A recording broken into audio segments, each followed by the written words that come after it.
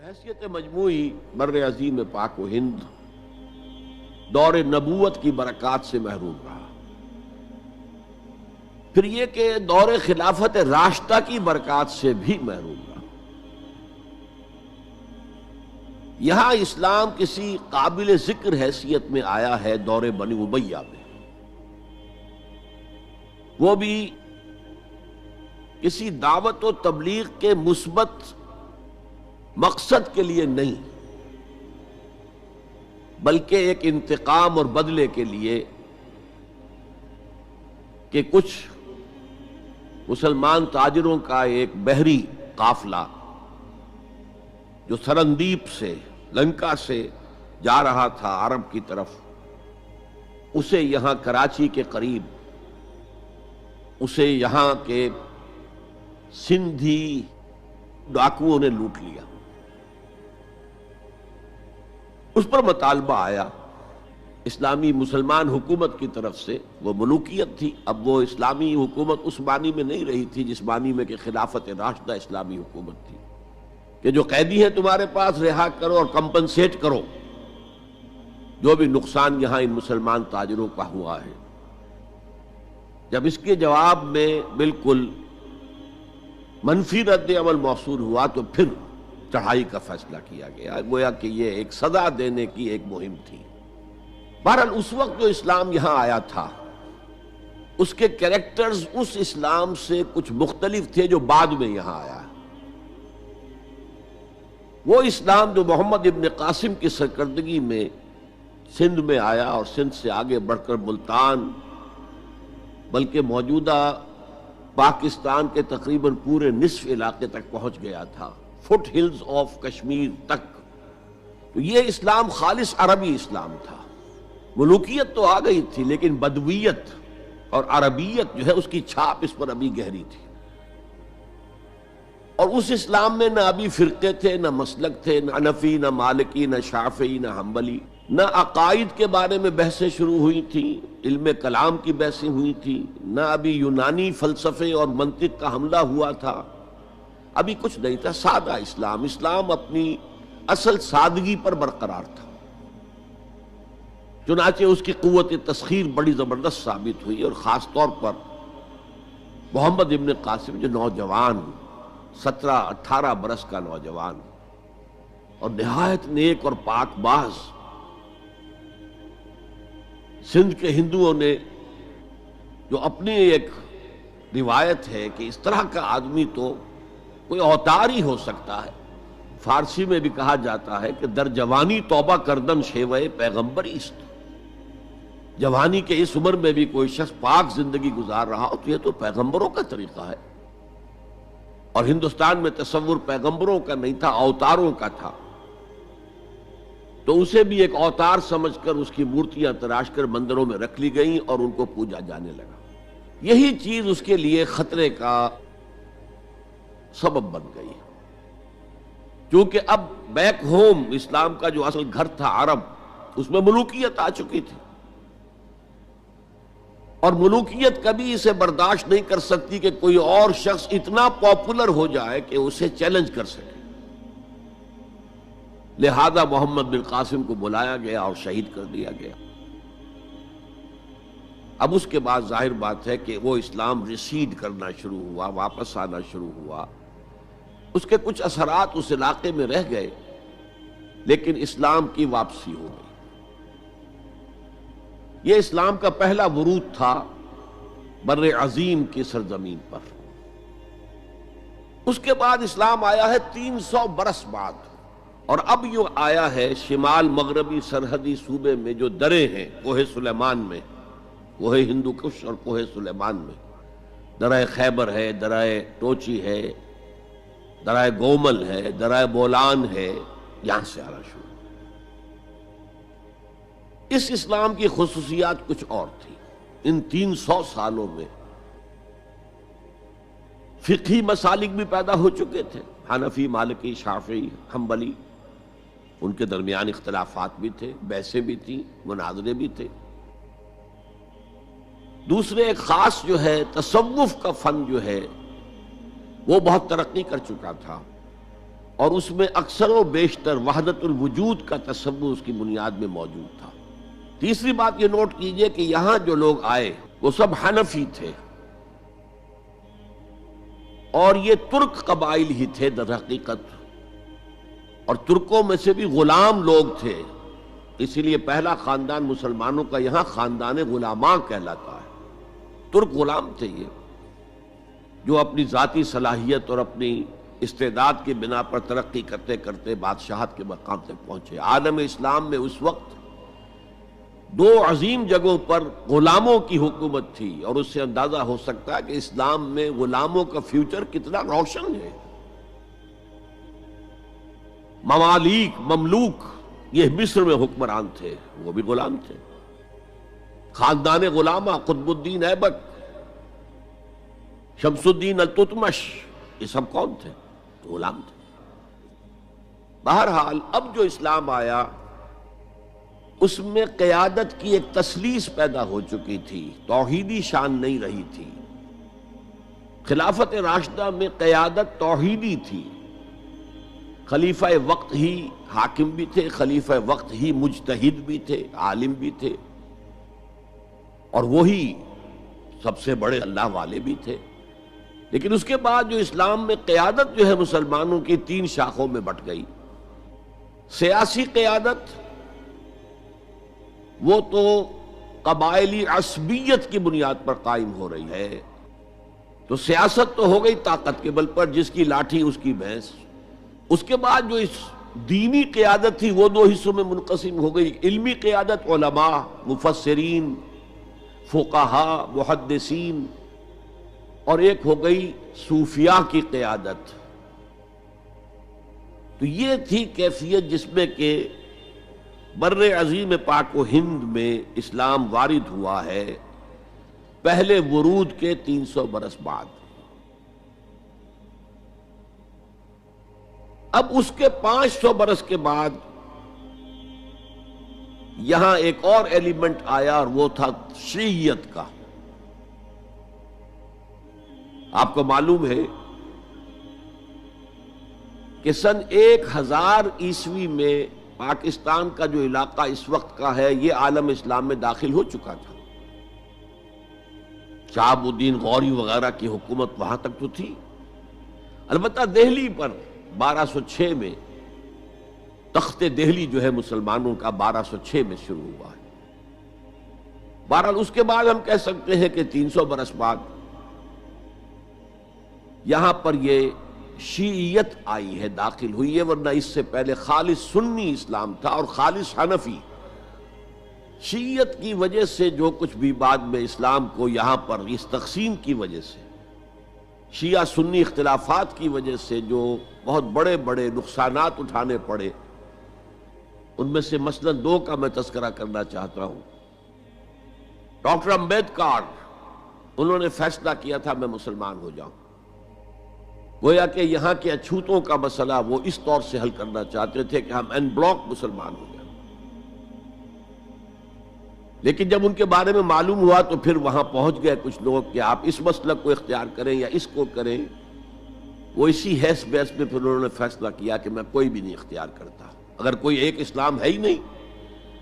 اب میں ایک کو اختیار کرتا ہوں تو دوسرے سے میری مخاصمت ہو جائے گی، دوسرے کو اختیار کرتا ہوں تو پہلے سے ہو جائے گی۔ اب اگلا دور آیا، ہندوستان میں انگریز آ گئے۔ یہاں موجود بہت سے غیر مسلموں کو شاید میری باتیں اب کچھ ناگوار گزریں، لیکن کچھ حقائق ہیں جو تلخ ہیں لیکن حقائق ہیں، انہیں سمجھنا چاہیے۔ انگریزوں نے یہاں آ کر حکومت چھینی سی مسلمانوں سے بیشتر، ویسے تو یہ کہ ہندو راجے مہاراجا بھی تھے، لیکن بیشتر علاقوں میں تو مسلمان حاکم تھے، لہذا انہوں نے مسلمانوں کو دبانا بہت ضروری سمجھا، اس لیے کہ جو سابق حاکم ہو ان میں ایسپیریشنز پیدا ہوتی رہتی ہیں کہ ہم تھے یہاں کے حاکم، کیوں نہ واپس حاصل کریں۔ بغاوت کے ان کے اندر جراثیم مسلسل پروان چڑھتے ہیں۔ مسلمانوں کو دبایا اور ہندوؤں کو اٹھایا، کیوں کہ ہندوؤں کے لیے معاملہ صرف چینج آف ماسٹرز کا تھا، کوئی بڑا حادثہ تو نہیں تھا۔ پہلے مسلمانوں کے غلام تھے، اب انگریزوں کے غلام ہو گئے۔ اور اس اعتبار سے انگریز نے بھی انہیں قریب کیا اور ہندوؤں نے بھی مغربی علوم اور مغربی سائنسز کو پڑھنے میں بڑی سبقت کی۔ بنگال میں انگریز آیا اور بنگال میں آپ کو معلوم ہے اکثر و بیشتر جو سائنسدان پیدا ہوئے جن کی کہ لکھی ہوئی ٹیکسٹ بکس جو ہیں بہت عرصے تک استعمال ہوتی نہیں ہندوستان میں، یہ کون تھے؟ چیٹرجی، بینرجی، سب کے سب بنگالی تھے۔ ایک اور بات یہ ہے کہ ہندو اپنے ماضی سے بہت دور آ چکے تھے، ان کا ماضی عظمت والا، آخر اشوک کا دور بہت عظمت کا، چندر گپت موریہ کا دور بہت عظمت کا، وکرماجیت کا دور بہت عظمت کا تھا، لیکن وہ اب بہت پیچھے جا چکے تھے۔ تقریباً مسلمانوں کی آمد کی وجہ سے 1000 سال کا فصل واقع ہو چکا تھا۔ لہذا تہذیب و تمدن کے لیے بھی، جیسے کہ انہوں نے مسلمانوں کے زمانے میں فارسی پڑھی، فارسی پڑھتے تھے، کوڈ لینگویج فارسی ہے، جیسے کہ پھر بعد میں مسلمان اور ہندو اور سب نے انگریزی پڑھی، ملازمتیں ملیں گے تو انگریزی پڑھنے والوں کو ملیں گی، راستہ کیریئرز کا کھلے گا تو انگریزی پڑھنے والوں کا کھلے گا۔ اسی لیے کہاوت تھی ہندوستان میں، پڑھے فارسی اور بیچے تیل، دیکھو رے قسمت کے کھیل۔ اب فارسی پڑھ کے تو اسے کہیں حکومت کے اندر اہلکار ہونا چاہیے، اس کی حیثیت کچھ اور ہونی چاہیے، فارسی پڑھ کے اور تیل بیچنا۔ جبکہ مسلمانوں کا معاملہ یہ تھا کہ ان کی تو ابھی تہذیب اور تمدن، ان کی روایات ابھی تازہ تھی، لہذا جو غیر مسلم تھے یہاں کے، انہوں نے انگریزی علوم، انگریزی سائنس، انگریزی تہذیب، اس کو کھلے دل کے ساتھ خوش آمدید کہا، اور مسلمانوں میں ایک زبردست ڈویژن ہو گیا۔ بلکہ ابتدائی ری ایکشن تو بہت سخت تھا، یک طرفہ تھا، ہم نہ انگریزی پڑھیں گے، ہم نہ انگریزی علوم سیکھیں گے، نہ سائنس پڑھیں گے، ہم تو اپنے کونوں کھدروں میں، اگرچہ جو سیلاب آ گیا ہے اس کو روکنے کی طاقت تو ہم میں نہیں ہے، لیکن ہم کونوں میں جا کر بیٹھ جائیں گے، قال اللہ و قال الرسول۔ اور انگریزی تہذیب سے اس قدر دوری کہ اگر کوئی بیس کرسی پر بیٹھ کر کھانا کھا لے تو کرسٹان ہو گیا۔ یہ تو کسی نے چمچہ استعمال کر لیا کھانے میں، کانٹا تو بہت دور کی بات ہے، چمچہ بھی استعمال کر لیا تو کرسٹان ہو گیا۔ تو اس درجے ری ایکشن تھا علماء کے زیر اثر حلقوں میں، گویا کہ وہ جو گاندھی جی کا فلسفہ تھا نان کوآپریشن، تو مسلمانوں نے انگریزوں کے ساتھ شدید قسم کا naan cooperation from the very beginning شروع کیا۔ اس پر سر سید احمد خان نے ان دونوں چیزوں کی مخالفت کی۔ ایک تو انہوں نے انگریزوں کو بتایا کہ دیکھو یہ جو آزادی کی جنگ تھی یہ صرف مسلمانوں کی نہیں تھی، 1857 کی، یہ تو مشترک تھی، تو اس کے اندر کیا سبب ہوا ہے، اس کی وجہ سے آپ مسلمانوں سے بعد محسوس نہ کریں۔ اور مسلمانوں سے بھی کہا بھائی انگریزی پڑھو، انگریزی علوم حاصل کرو، سائنس پڑھو، سائنٹیفک نالج حاصل کرو، ورنہ تمہاری حیثیت ہندوستان میں کیا رہ جائے گی؟ پلے دار رہ جاؤ گے یا گوشت فروش رہ جاؤ گے، اللہ اللہ خیر صلی اللہ، اور تمہاری کوئی حیثیت نہیں رہے گی۔ تو اس اعتبار سے سر سید احمد خان ایک اہم لینڈ مارک ہے۔ اس کے علاوہ انگریزی دور کا ایک اور جو پہلو بہت اہم ہے، انگریزوں نے ڈیوائیڈ اینڈ رول پالیسی کے تحت مسلمانوں اور ہندوؤں کے درمیان مرافرت کو ہوا دی۔ یہ ان کی پالیسی رہی مستقل، یہ ایک قوم کی حیثیت سے سامنے نہ آ جائیں، پھر ظاہر بات ہے کہ ہمارے پاؤں تو اکھڑ جائیں گے یہاں سے۔ تو یہ جو ہمارے ہاں شروع ہوا، کچھ اور فیکٹر بھی تھے۔ ہندوؤں میں ایک انتقامی جذبہ بھی تھا کہ مسلمانوں نے ہم پر حکومت کی ہے 800 برس، 1000 برس، اور ظاہر بات ہے سارے حاکم اچھے تو نہیں تھے، کوئی اچھا بھی تھا، تو اکثر و بیشتر تو عیاش قسم کے لوگ تھے۔ ہم نے محل بنائے، تاج محل بنائے، ہم نے کوئی کام اور تو کیا نہیں۔ دین کی تبلیغ تو اولیاء اللہ نے کیا، صوفیاء نے کی، کبھی بھی سرکاری سطح پر، حکومت کی سطح پر یہاں تبلیغ اسلام کا اہتمام نہیں ہوا۔ ایک دو ایکسیپشنز ہیں، ایک راجہ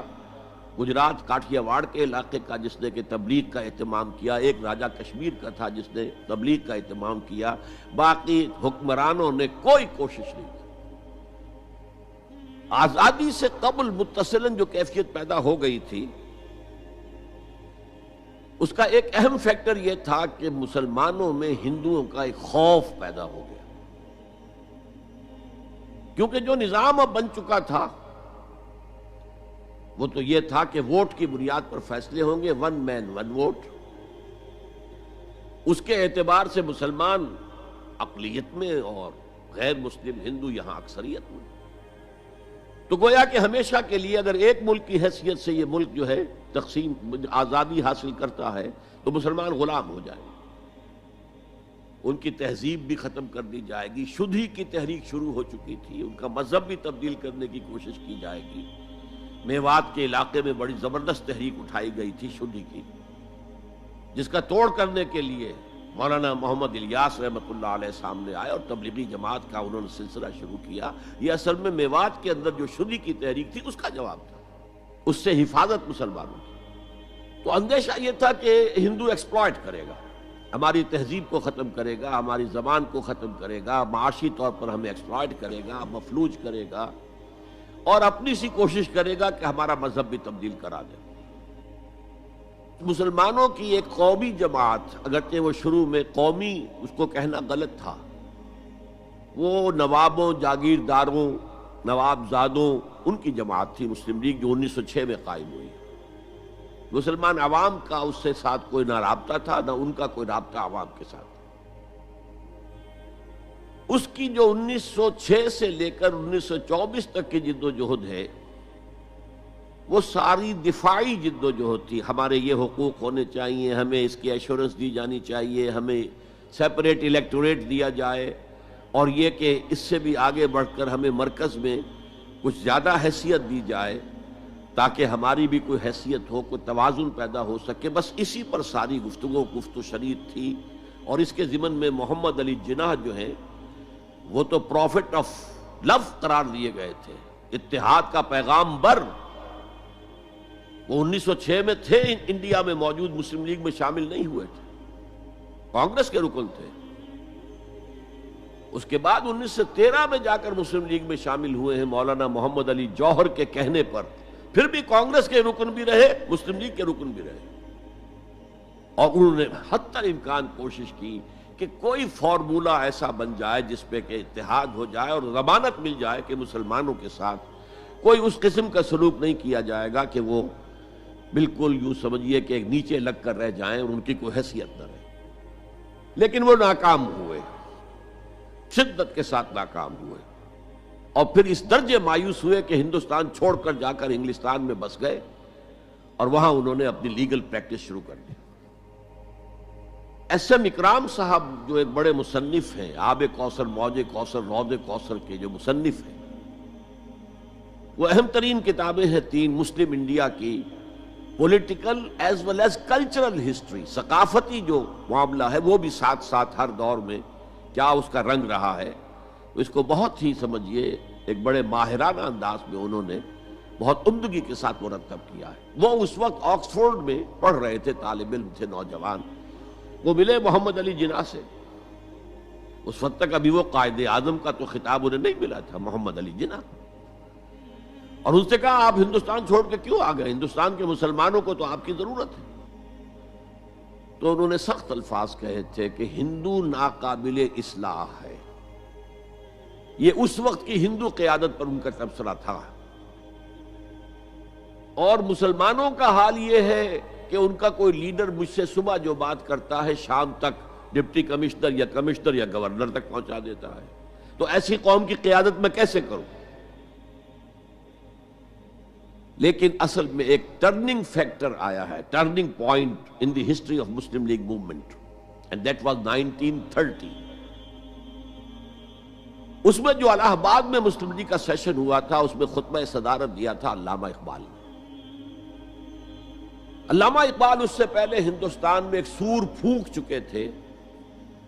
کہ اب اسلام کی نشأت ثانیہ کا دور آنے والا ہے، اسلام جو ہے دوبارہ دنیا کے اندر برسر عروج آئے گا۔ ایک امید افزا صورتحال علامہ اقبال نے اپنی ملی شاعری سے پیدا کر دی تھی۔ کتاب ملت بیضا کی پھر شیرازہ بندی ہے، یہ شاخ ہاشمی کرنے کو ہے پھر برگو بر پیدا، سبق پھر پڑھ صداقت کا، شجاعت کا، عدالت کا، لیا جائے گا تجھ سے کام دنیا کی امامت کا۔ نوا پیرا ہو اے بلبل کہ ہو تیرے ترنم سے، کبوتر کے تنے نازک میں شاہی کا جگر پیدا۔ اور ویسٹرن سویلائزیشن کو انہوں نے چیلنج کیا تھا، دیار مغرب کے رہنے والوں خدا کی بستی دکان نہیں ہے، کھرا جسے تم سمجھ رہے ہو وہ اب ذرے کم عیار ہوگا، تمہاری تہذیب اپنے خنجر سے آپ ہی خودکشی کرے گی، جو شاخ نازک پہ آشیانہ بنے گا ناپائیدار ہوگا۔ یہاں فرسٹ ورلڈ وار کے بعد جو عالم اسلام کی کیفیت ہوئی تھی اس پر کس قدر یاس انگیز، نا امیدی سے بھرا ہوا مرثیہ مولانا حالی نے لکھا تھا۔ قوم کی زبان اس وقت وہ تھی، قومی شاعر۔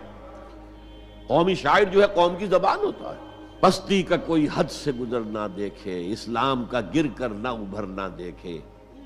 مانے نہ کبھی مد ہے ہر جزر کے بعد دریا کا ہمارے جو اتر نہ دیکھے۔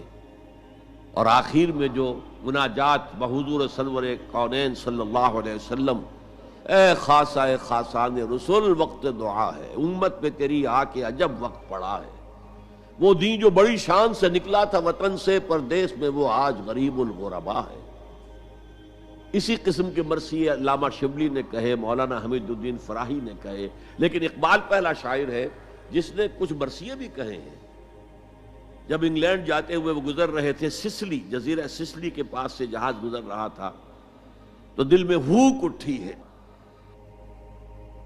کبھی یہ مسلمان جہاز رانوں کا مرکز ہوتا تھا، بیس ہوتا تھا، رولے اب دل کھول کر اے دیدہ خونابہ بار، وہ نظر آتا ہے تہذیب حجازی کا مزار، تھا یہاں ہنگامہ ان صحرا نشینوں کا کبھی، بحر بازی گاہ تھا جن کے سفینوں کا کبھی۔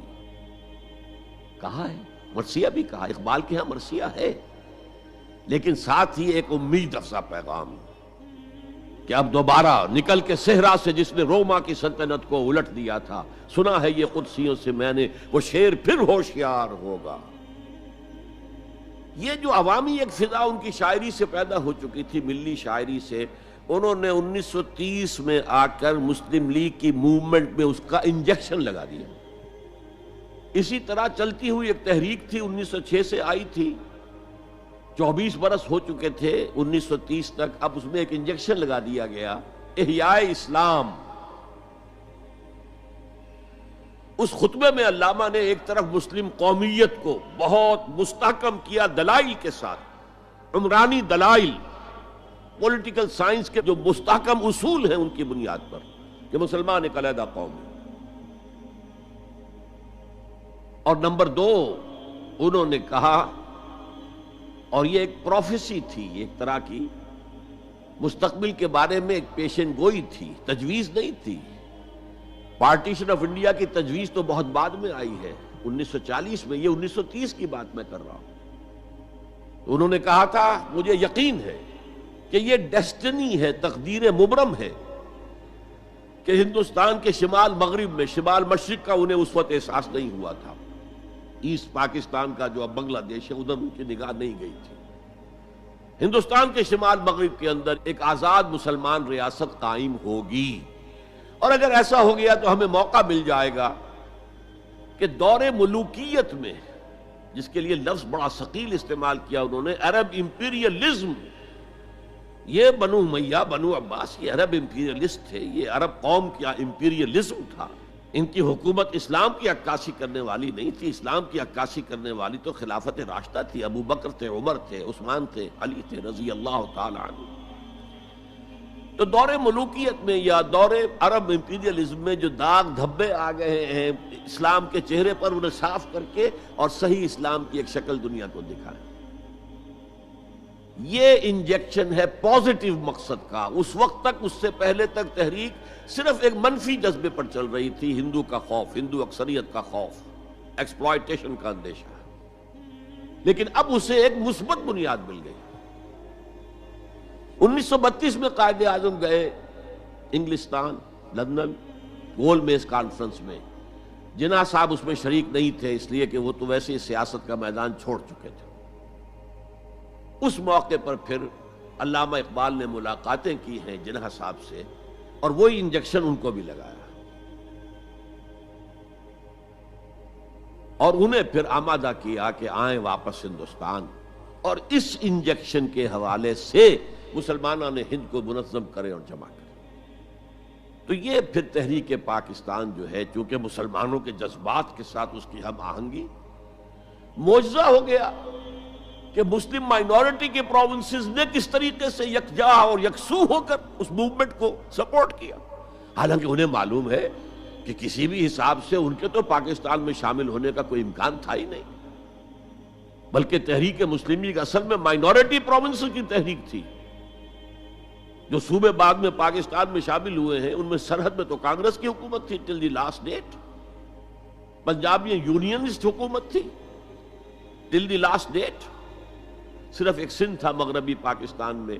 کہ جو وہاں مسلم لیگ کی حکومت تھی۔ ہاں، بنگال میں مسلم لیگ کی حکومت تھی، اور بنگال ہی مولد ہے جہاں ولادت ہوئی ہے 1906 میں مسلم لیگ کی، اور طویل ترین عرصے تک مسلم لیگ کی حکومت وہاں رہی۔ اب بھی وہاں پر تحریکیں چلتی رہتی ہیں اینٹی پاکستان، 2 مرتبہ پاکستان نے ایئر فورس بھی استعمال کی ہے وہاں پر، یہ سب کچھ آپ کو معلوم ہے۔ بہرحال اس کے نتیجے میں ملک تقسیم